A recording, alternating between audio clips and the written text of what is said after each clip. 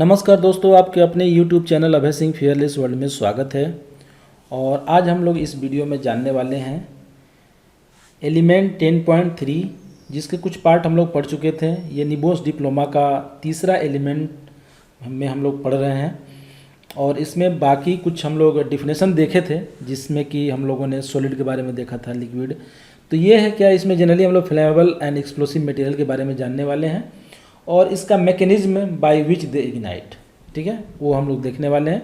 तो इसमें हम लोग सॉलिड का डिफिनेशन देख चुके थे कि सॉलिड क्या होता है, खासकर फ्लेमेबल में, और गैसेस देख चुके थे हम लोगों ने, और फ्लैश पॉइंट क्या होता है ये भी देख चुके थे, फायर पॉइंट क्या होता है ये भी देख चुके थे, ऑटो इग्निशन टेम्परेचर क्या होता है, यानी कैसे टेम्परेचर जिसमें आग अपने आप पकड़ ले, है ना। तो ये ऑटो इग्निशन के बारे में हम लोग देखा था, और वेपर डेंसिटी देखा था कि इसका क्या बेनिफिट है, मतलब कोई चीज़ एयर से भारी है या हल्का है ना, या हाइड्रोजन से भी कंपेयर होता है, एयर से ज़्यादा अच्छा है। और फ्लेमेबल लिमिट के बारे में हम लोगों ने देखा था कि अपर फ्लेमेबल लिमिट क्या होता है, लोअर फ्लेमेबल लिमिट क्या होता है, जिसको शॉर्ट में यूएफएल एलएफएल बोलते हैं।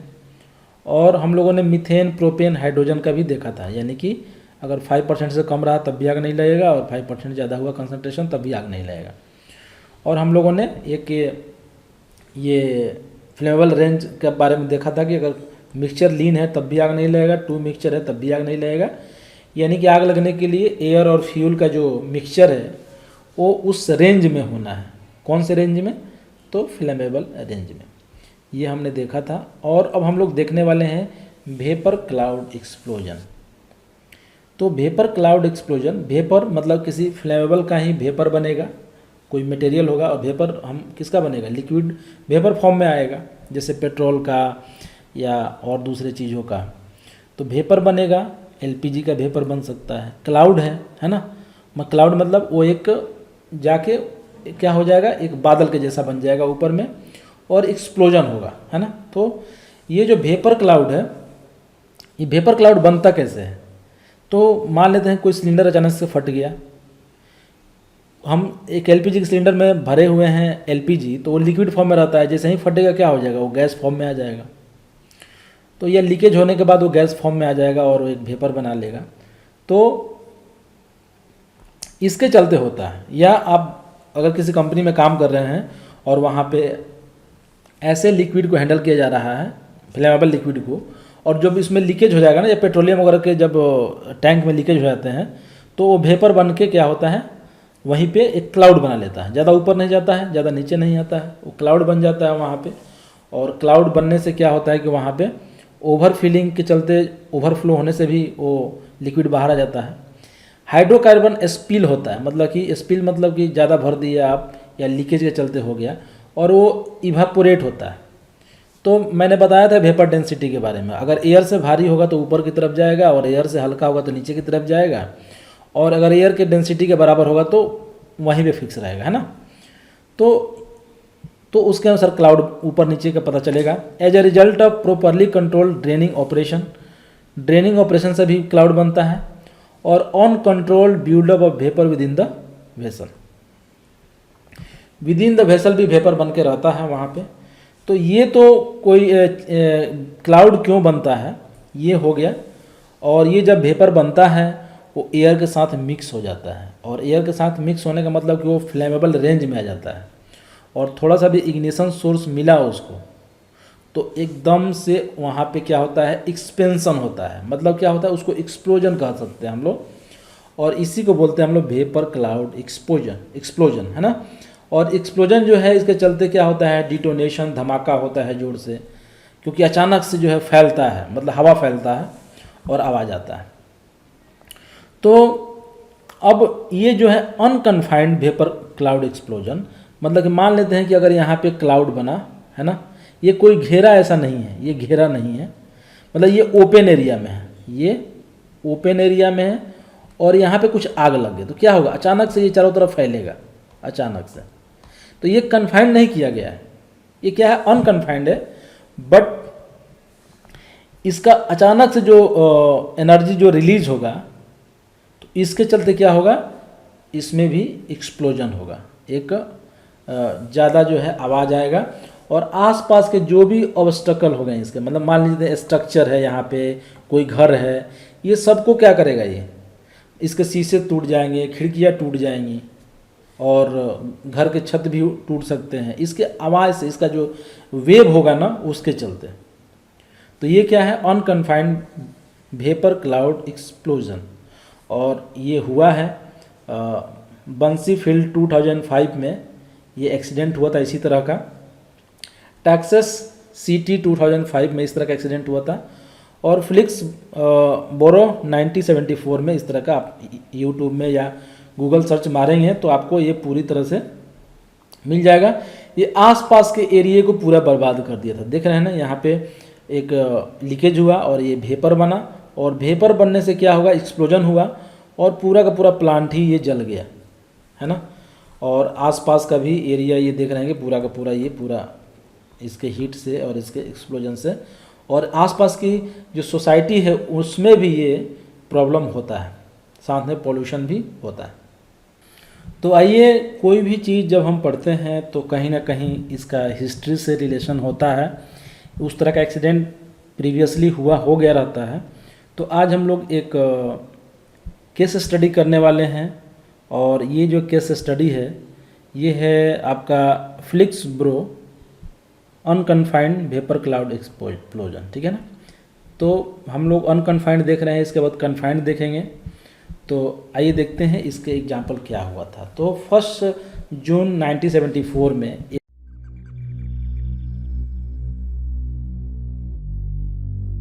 On the 1st of June 1974, a huge explosion ripped through the Nipro Chemical Works in Flixborough, killing 28 people and wounding 80 others.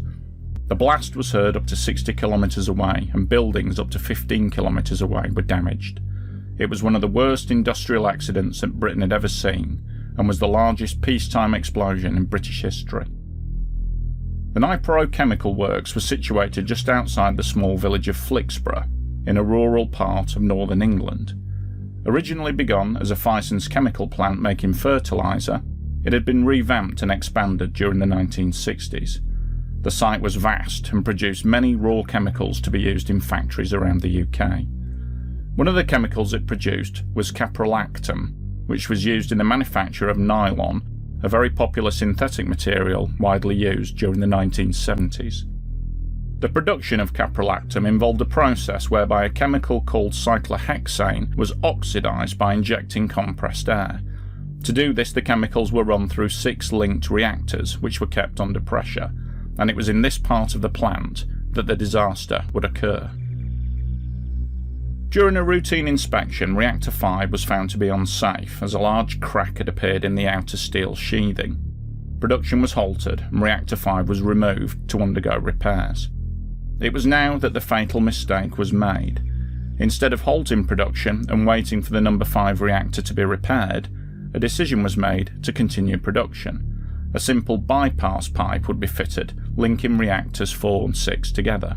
A 20-inch steel pipe with flexible ends called bellows was installed. A nest of scaffolding was erected beneath the pipe to take the weight, and after a quick pressure test, production resumed. At 4:53 in the afternoon of Saturday, June the 1st, this temporary bypass pipe ruptured. It's estimated that between 20 to 40 tonnes of cyclohexane gas was released, forming a dense white cloud. Any workers who witnessed the leak ran for their lives. About 30 seconds after the rupture, the spreading cyclohexane cloud encountered a flame, and the whole mass ignited instantaneously. The resulting explosion completely destroyed the chemical plant and sent out a shockwave which caused damage up to 15 kilometres away. Roofs were ripped off houses, windows were blown in, furniture smashed, people thrown around like rag dolls. Cars in the car park were thrown up into the air and landed as twisted wrecks. Clocks in damaged houses were frozen to the instant of the blast.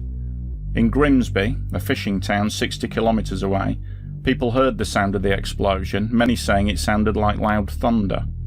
Large parts of heavy metal pipework were found up to 6 kilometres away, and small pieces of debris from the factory were found up to 32 kilometres away. It was Britain's biggest peacetime explosion, and it's estimated to have been the equivalent of the detonation of 280 tons of TNT. 28 people in the control room of the plant died instantly, and another 36 workers were injured. Beyond the boundaries of the chemical works, there were thankfully no further fatalities, although hundreds of people were injured, mostly from flying glass or from being thrown through the air by the force of the blast. Although tragic, the loss of life was limited as it was the weekend and the plant was running a reduced staff. If the explosion had occurred during the week, there would have been around 500 people on site, and the death toll would have undoubtedly been many times higher. The emergency services arrived quickly, but faced with a scene of almost total devastation inside the plant, their efforts were in vain. Unable to quench the flames, the fires burned for 10 days, belching huge clouds of black, noxious smoke into the air. People in the immediate area were evacuated to temporary shelters, and the injured were ferried to hospitals in the nearest towns.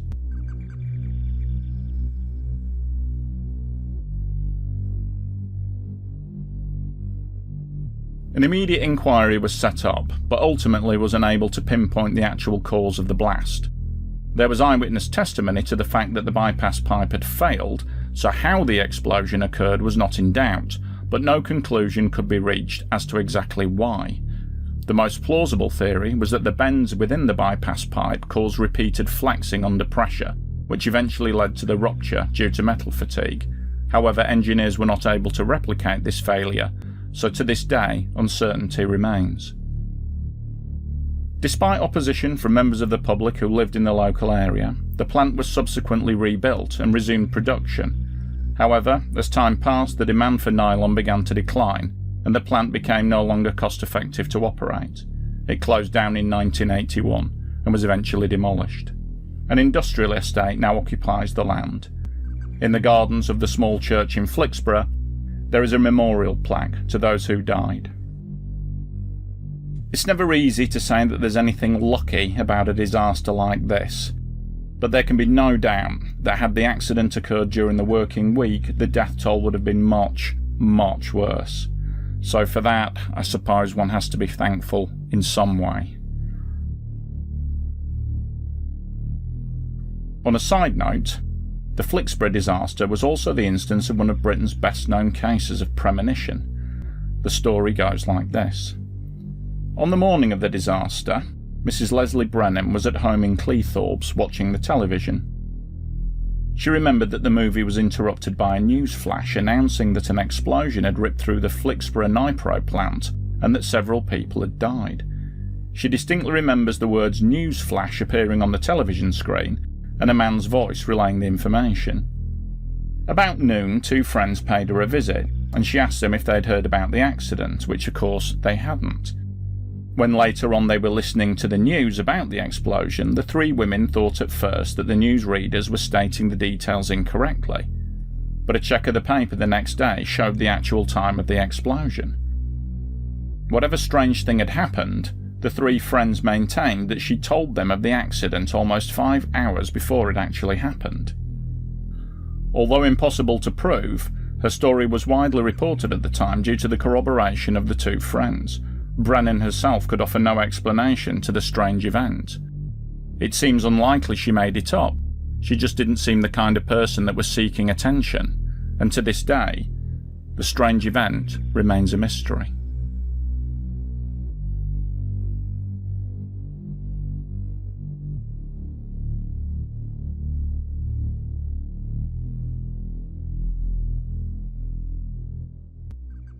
एक accident हुआ था।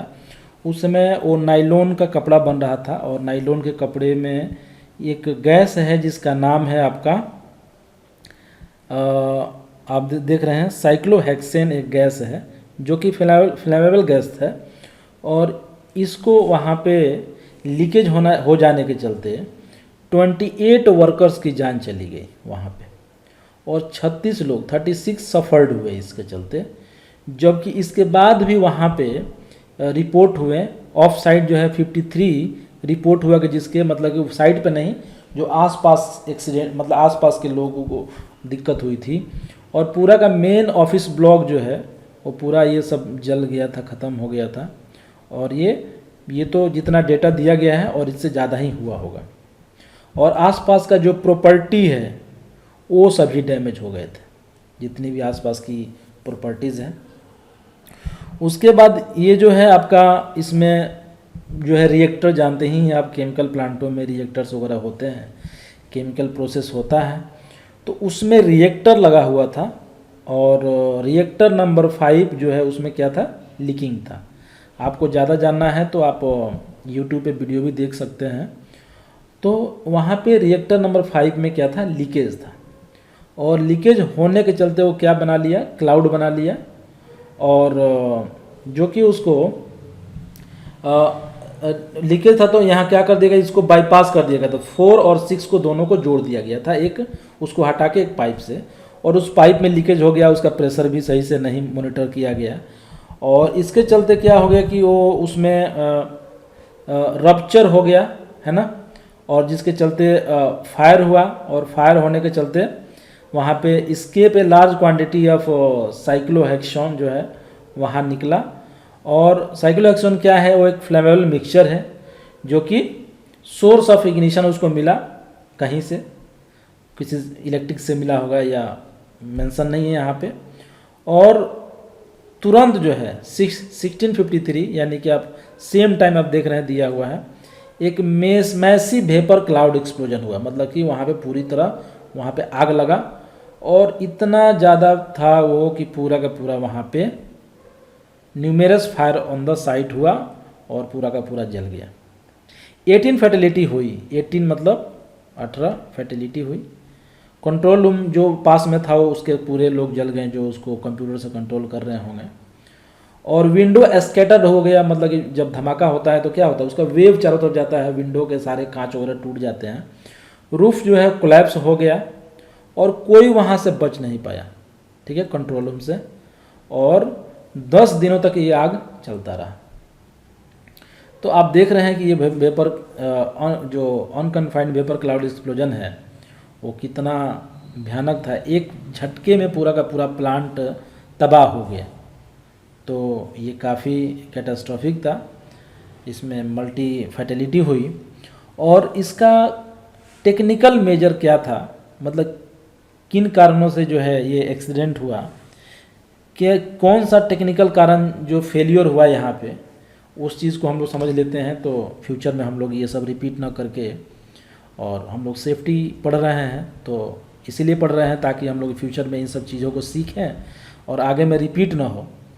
तो क्या क्या technical major था जो जिसको को फेल हुआ। तो ये फर्स्ट जो है, एक तो प्लांट मॉडिफिकेशन हुआ वहाँ पे, चूँकि 2 रिएक्टर था, ये आपका 4, 5, 6 था और ये ख़राब था एक रिएक्टर, तो दोनों को बाईपास कर ये हटा के और यहाँ पे दोनों को पाइप से जोड़ा गया था। और वो पाइप को जो है अच्छे से प्रेशर वगैरह टेस्टिंग नहीं हुई थी। तो उसमें क्या था कि मॉडिफाइड ऑकर हुआ विदाउट फुल असेसमेंट नहीं किया गया इसका, यानी कि जो रिएक्टर 4 और 6 को जोड़ा गया उसमें असेसमेंट नहीं किया गया था, पोटेंशियल कॉन्सिक्वेंस के बारे में डिस्कस ही नहीं हुआ। दूसरा जो है कि only limited calculation were undertaken on the integrity of the bypass line, ये जो बाईपास लाइन था इसके लिमिटेड कैलकुलेशन किए गए। थर्ड क्या कहता है कि no calculation were undertaken for dog leg shaped line for the bellow, इसमें बेलो लगाए गए थे, माने एक्सपेंशन को रोकने के लिए। आप जानते हैं पाइप में ना बेलो लगता है यहाँ पे, कि अगर कुछ एक्सपेंशन होना तो ये क्या हो जाए, एडजस्ट कर लेगा, ठीक है, ऐसा था। उसके बाद ये 4th नंबर कह रहा है कि no drawing of the propose modification was produced, कोई ड्राइंग ही नहीं बना था उसके लिए। और 5 कह रहा है कि प्लांट मॉडिफिकेशन या चेंज प्रोसीजर वहाँ पे नहीं था, हैज़ ऑफ नहीं किया गया। और 6 में कह रहा है कि डिज़ाइन कोड, आप जानते ही हैं कोई पाइप वगैरह कहीं कितना प्रेशर में लगेगा, उसकी क्या थिकनेस वगैरह होगी, डिजाइन कोड होता है उसके अनुसार करना होता है, तो वो कुछ नहीं किया गया। और नो प्रेशर टेस्टिंग, आप जानते हैं कोई प्रेशर वाला हो तो उसकी टेस्टिंग करने के बाद ही उसको यूज में लाते हैं, ऐसा कुछ नहीं हुआ। और उसके बाद जो है कंसर्न विद डिजाइन और construction layout, plant did not consider potential for the major disturb happening instantaneously, इसके पहले भी किस तरह का लेआउट के लेके ये सब कंसिडरेशन नहीं हुआ कि यहाँ पे ये भी हो सकता है। और उसके बाद जो है plant layout, positioning of occupied building, जो कंट्रोल रूम पास में ही था तभी तो जल गया ना, तो कंट्रोल रूम को थोड़ा दूर करना है ताकि ऐसे चीज़ों में वो सारे लोग बच पाए। नहीं तो 18 लोग जो उसमें मर गए हैं वो तो नहीं मरते ना। उसके बाद control room design, structural design with major hazards event. Control room का डिजाइन ऐसा करो कि कुछ भी ऐसा एक्सप्लोजन हो तो कम से कम वहाँ का अंदर लोग सेफली रह पाएँ। और उसके बाद the incident happen during the start of when the critical decision were made under the operational stage. एक रिएक्टर जब खराब हुआ तो यहाँ पे वो जो क्रिटिकल डिसीजन लिया गया ऑपरेशनल स्ट्रेस के पे। तो जब ऑपरेशनल स्ट्रेस पे क्रिटिकल डिसीजन होता है उस समय एक्सीडेंट का चांस ज़्यादा रहता है, क्योंकि जब स्ट्रेस में डिसीजन लेते हैं तो कई चीज़ों को हम बाईपास कर देते हैं। तो हम लोगों ने यहाँ पे अनकन्फाइंड वेपर क्लाउड एक्सप्लोजन के एक एग्जाम्पल देखा और हमने सीखा कि क्या करना चाहिए और क्या नहीं करना चाहिए। तो यही केस स्टडी तो हमें हेल्प करता है आगे समझने में। अब जैसा कि मैंने बताया था कि वो तो कन्फाइंड था, अनकन्फाइंड था, लेकिन अब कन्फाइंड वेपर एक्सप्लोजन के बारे में हम लोग देखने वाले हैं। तो ये दूसरा तरह का क्लाउड एक्सप्लोजन है, वेपर क्लाउड एक्सप्लोजन, जिसमें कन्फाइंड हुआ। कन्फाइंड होने का मतलब क्या कि कुछ कवर रहेगा, है ना। तो ये जनरली आपको result as ignition of flammable vapour when mixed with air, और किसी टैंक में एयर और मान लेते हैं कि जो फ्लेमेबल वेपर है दोनों मिल गया, किसी सिलेंडर में, किसी घर में, किसी बिल्डिंग के अंदर, और वहाँ पे small amount of flammable vapour है लेकिन उसमें एयर प्रॉपर है, थोड़ा सा भी स्पार्क देने से वो पूरा एक्सप्लोड हो जाएगा। ठीक है, तो एक्सप्लोजन एंड प्रेशर जनरेटेड में sufficient to rupture the contaminated and cause the considerable localised damage. जैसा कि आप जानते हैं, अगर आप किसी प्रोसेस प्लांट में काम कर रहे हैं, एक पाइप है उसका मेंटेनेंस करना है, तो पाइप में अगर थोड़ा सा भी गैसेज हैं, अगर वहाँ पे हम लोग उसका चेक नहीं किए, यानी कि वहाँ पे जो चेक होता है वो है आपका एक्सप्लोजिव वैल्यू 0 होना चाहिए, और 0 होगा तभी काम करना है। अगर 0 नहीं है मतलब उसमें कुछ गैसेज हैं, और अगर आप वेल्डिंग करेंगे ना तो थोड़ा सा भी गैस रहेगा ना तो पूरे पाइप फट जाएगा। और ऐसा एक्सीडेंट हुआ है कई जगहों पे, बहुत सारे स्टील प्लांटों में मैंने सुना है कि वहाँ पे एक्सीडेंट ऐसा हुआ है। तो ये है क्या मतलब कि आप समझ ही गए हैं कि यहाँ पे क्या होगा, कन्फाइंड होगा। कन्फाइंड मतलब कि कन्फाइंड का मतलब हो गया ऐसा कुछ घेराव रहेगा, इसमें रहेंगे और इसमें आग लगेगा। तो ये हो गया। उसके बाद जो है boiling liquid expanding vapour cloud explosion. जैसा कि आप देख रहे हैं बॉइलिंग लिक्विड एक्सपेंडिंग, यानी कि ये जो एक्सप्लोजन होगा इसमें एक किसी बॉटल में मान लेते हैं कि लिक्विड है इसमें, और ये हीट होगा, और हीट होने से क्या होगा, एक्सपेंड होगा, और एक्सपेंड होने से क्या होगा कि ये इसका हीट होने से ये एक इसकी जो स्टील है वो कमज़ोर हो जाएगा, जो इसके वाल हैं, और ये ब्लास्ट हो जाएगा। मतलब ये boiling liquid expanding vapour cloud explosion है। मतलब कि इसमें मिक्सचर नहीं बन रहा है, मतलब एयर और उस फ्लेमेबल लिक्विड वेपर का मिक्सचर नहीं बन रहा है, बट वो हीट होने के चलते जो है, प्रेशर होने के चलते वो फट जा रहा है, और फटने से जब बाहर आएगा तो क्या होगा, एयर से मिलेगा और उसकी सीवियरिटी और बढ़ जाएगी। तो इसको शॉर्ट में BLE भी बोलते हैं ये। तो boiling liquid expanding vapour cloud explosion occur when vessel containing a pressurised liquid और vapour such as propane, butane, ये सब क्या है, फ्लेमेबल लिक्विड है, और catastrophically fail usually because of external fire affect the vessel wall. इसमें spark नहीं जा रहा है, इसमें एयर भी नहीं जा रहा है, ये फ्लेमेबल रेंज में भी नहीं आ रहे हैं, लेकिन हीट होने के चलते, जैसे मैं बता दूं, अगर हम LPG सिलेंडर है, अगर उसको बाहर से हीट करते हैं तो क्या होगा, वो फट जाएगा। क्यों फट जाएगा कि उसका प्रेशर राइज होने लगेगा, जैसे हीट देंगे तो प्रेशर राइज होगा, और उसका एक सर्टेन वैल्यू, उतना प्रेशर उसके बाद तो सह नहीं पाएगा, और जब सह नहीं पाएगा तो फटना ही है। तो ये है आपका। तो ये जनरली इनिशियली हीट को एब्जॉर्ब करता है इसमें, और जिसके चलते प्रेशर धीरे धीरे बढ़ता है, और उसके बाद क्या होता है, इसके वाल्व ओपन हो सकते हैं, इसके रिलीफ वाल्व ओपन हो सकते हैं, स्केप होता है वेपर। अगर इसमें कुछ सेफ्टी वाल्व लगे हैं तो क्या होगा, वेपर स्केप होगा, और ये जो वेपर भी होंगे ना वो क्या हो जाएंगे, बाहर आएंगे तो वो क्लाउड बना लेगा, और हीट होता रहेगा, हीट होता रहेगा, लास्ट में वाल इसका कमज़ोर हो जाएगा और ये फट जाएगा। तो इस तरह से, या कभी कभी रैपिड बॉइलिंग होने लगता है, इसके जो अंदर लिक्विड होंगे वो रैपिड बॉइलिंग होने, प्रेशराइज हो जाएगा और इसके चलते ही फटता है, जिसको हम लोग boiling liquid expanding vapour cloud explosion बोलते हैं। और जब एक बार फट गया तो इसके जो इसके फ्लेमेबल लिक्विड्स हैं वो वेपर बन के बाहर आएगा, और तो आप समझ ही रहे हैं उसके बाद कंटिन्यू स्टार्ट हो जाएगा ब्लास्ट होना। तो ये है, तो ये पेमेक्स LPG terminal Mexico city Mexico 19 नवंबर 1984 को एक्सीडेंट हुआ था, वो इसी का एग्जाम्पल था और इसी के चलते ये एक्सीडेंट हुआ था।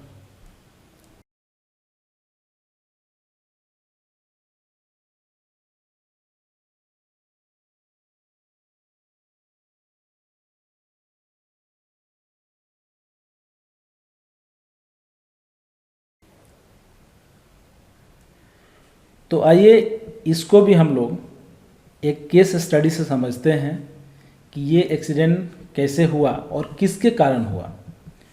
तो एक ये एक्सीडेंट है जिसका मैक्सिको सिटी में हुआ था 19 नवंबर 1984 को, और ये 5:35 यानी कि मॉर्निंग टाइम में ये हुआ था। और इसमें क्या है, कैटास्ट्रोफिक एक्सप्लोजन हुआ था, मतलब अचानक से सारे के सारे इसके जो सिलेंडर हैं एलपीजी टर्मिनल्स जो हैं उसमें धमाके हुए थे और लगभग 500 लोग इसमें मारे गए, और कितने लोग जो है इसमें और जोखिम भी हुए होंगे, और इसके पूरे टर्मिनल जो है डिस्ट्रॉयड हो गया था, बर्बाद हो गया था। 3 रिफाइनरी मिल के, रिफाइनरी आप जानते हैं पेट्रोलियम रिफाइनरी करती है, मतलब कि जो क्रूड ऑयल है, और यहाँ एलपीजी को सप्लाई दिया जा रहा था, फैसिलिटी को डेली बेसिस पे ये क्या करता था, वहाँ अगले को वहाँ सप्लाई देता था सिटी वगैरह में। और the plant was being field from the refinery, और ये 400 किलोमीटर दूर था, मतलब 400 किलोमीटर दूर जो है वहाँ पे एलपीजी का सप्लाई दिया जा रहा था, जिसके चलते एलपीजी से हो सकता है सिलेंडर बड़े बड़े टैंक में भरे जाते होंगे, होता है अपने यहाँ तो जो घरों में सिलेंडर भर के आता है वो आप देखेंगे कि हर जगह किसी स्टेट में वहाँ पे पाइपलाइन कनेक्शन आता है और वहाँ से फिर टैंकरों में भरा जाता है, और टैंकर ले जाके फिर जो है बड़े बोतल में भरते हैं, या वहीं से बोतल को फिल करके दिया जाता है। तो ऐसा होता है। तो अब जहाँ पे ये फिलिंग होता है वहाँ पे आप बहुत सारे सिलेंडर होंगे, इस तरह के स्फेरिकल सिलेंडर होंगे, और इस तरह के सिलेंडर होंगे, और इस तरह के स्फेरिकल भी होंगे वहाँ पे। ऐसा होता है। आप जब एलपीजी स्टोर वगैरह में चले जाएंगे तो आपको इस तरह का देखने को मिलेगा, अलग अलग तरह के डिजाइन के टैंक मान लीजिए कि वहाँ पे है। तो वो क्या हो गया कि खाली हो गया था, मतलब वहाँ पे, और ये 48 सिलेंडर्स थे, सिलेंडर वेसल है इस तरह के, ठीक है, और लगभग 4 स्मॉलर स्फेयर जो थे कि 50% फुल थे इस तरह के। अब आप जानते ही हैं कि इन सब को मॉनिटरिंग कंट्रोल रूम से की जाती है कंप्यूटर के द्वारा, इसके जो कितने लेवल हैं, कितना फील हो गया है, ये सारा कंप्यूटर से मॉनिटरिंग होता है। तो उस दिन क्या हुआ कि कंट्रोल रूम में इसका प्रेशर ड्रॉप होने लगा, किसी सिलेंडर का एक का पाइप पंपिंग स्टेशन का प्रेशर ड्रॉप होने लगा, है ना। और 8 inch pipe between A sphere and A series of cylinder has ruptured. एक पाइप क्या हो गया, रप्चर हो गया। रप्चर होने का मतलब फट गया, और जब फटेगा तो लीकेज होगा। और unfortunately the operator could not identify the cause of pressure drop.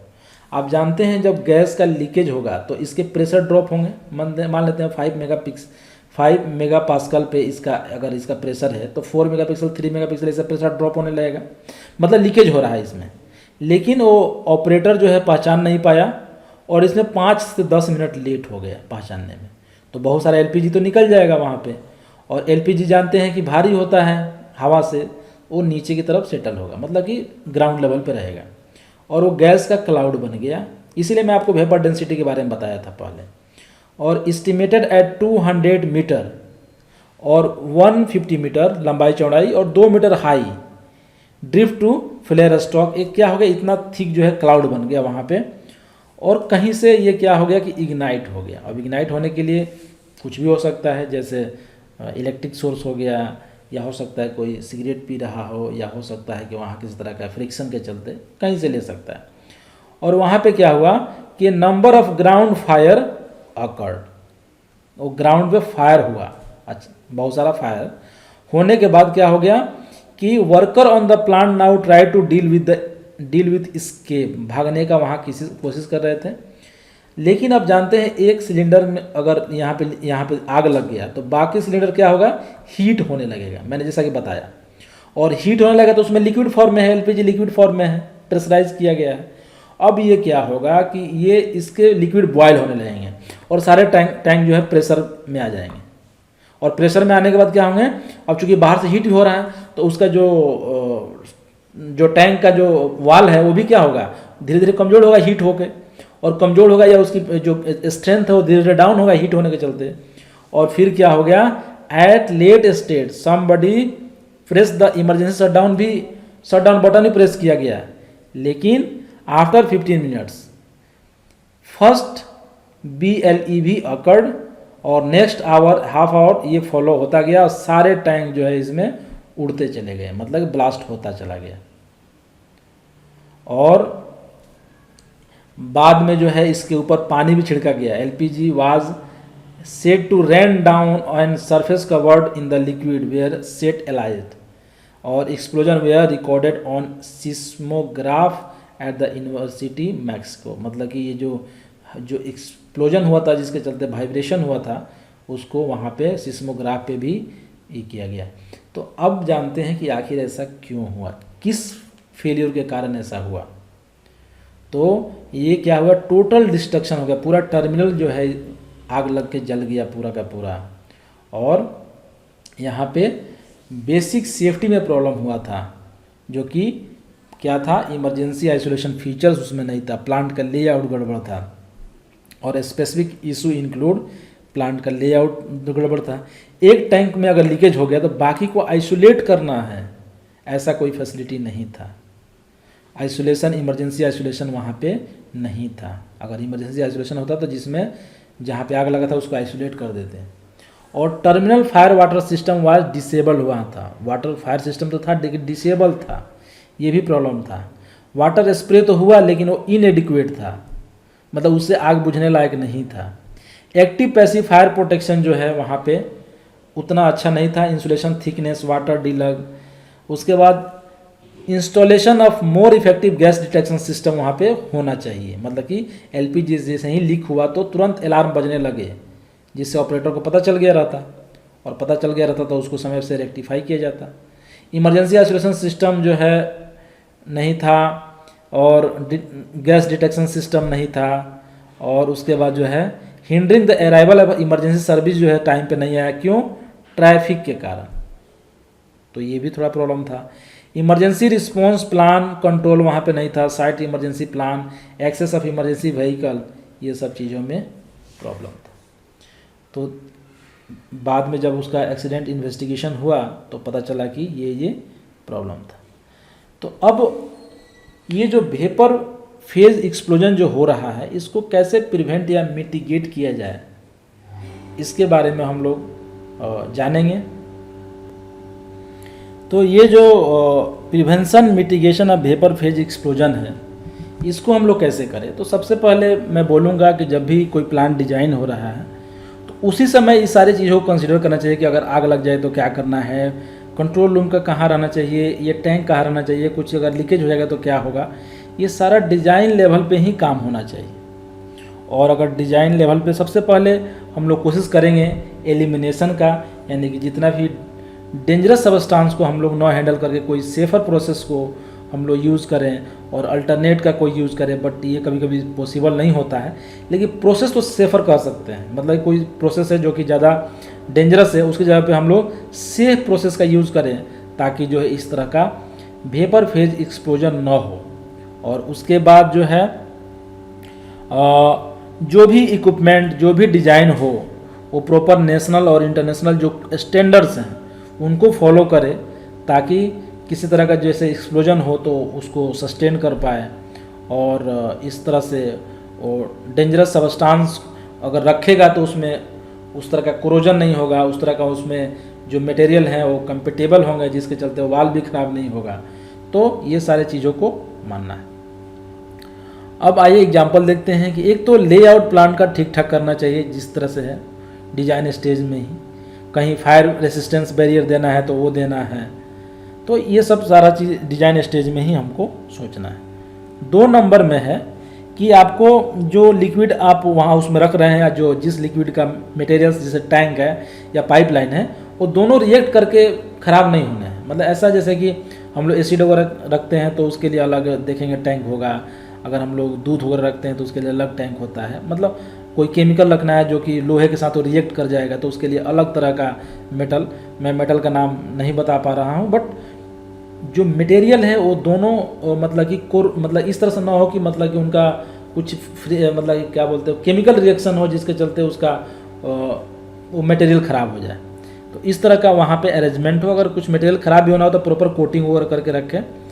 उसके बाद जो है यहाँ पे 3rd नंबर वो है कि प्रोसेस कंट्रोल सिस्टम जो है उसमें होना चाहिए बढ़िया कि प्रोसेस को कैसे हम लोग कंट्रोल कर पाएँ।